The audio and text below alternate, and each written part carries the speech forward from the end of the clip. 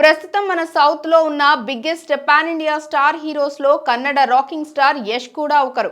మరి మన Tollywood pan India star Prabhas కి బాహుబలి సినిమాతో ఎలాంటి ఫేమ్ వచ్చిందో యష్ కి కూడా పాన్ ఇండియా లెవెల్లో కేజీఎఫ్ చిత్రంతో మ్యాసివ్ క్రేజ్ వచ్చింది. అయితే బాహుబలి చిత్రాలు తర్వాత ప్రభాస్ కి నెక్స్ట్ సినిమా పెద్ద తలనొప్పి అయితే యష్ కి కూడా కేజీఎఫ్ సినిమాల అనంతరం అలాంటి పరిస్థితే నెలకొంది. అయితే ఇలాంటి హైప్ నడుమ యష్ నుంచి అనౌన్స్ అయిన చిత్రమే టాక్సిక్. అయితే మన ఇండియన్ సినిమా నుంచి హాలీవుడ్లోకి రిలీజ్ అయిన సినిమాలు దాదాపు చాలా తక్కువే కనిపిస్తాయి. అయితే గత ఏడాది ప్రభాస్ కల్కి మూవీ హాలీవుడ్లో రిలీజ్ అవుతుందని అంతా అనుకున్నారు, కానీ కుదరలేదు. ఇప్పుడు యష్ టాక్సిక్ మాత్రం హాలీవుడ్ రిలీజ్ అవుతుందని తెలుస్తోంది. ఎందుకంటే మేకర్స్ ఈ సినిమాని తెరకెక్కిస్తుండడమే కన్నడ సహా ఇంగ్లీష్ భాషల్లో ఒకేసారి తెరకెక్కిస్తున్నారట.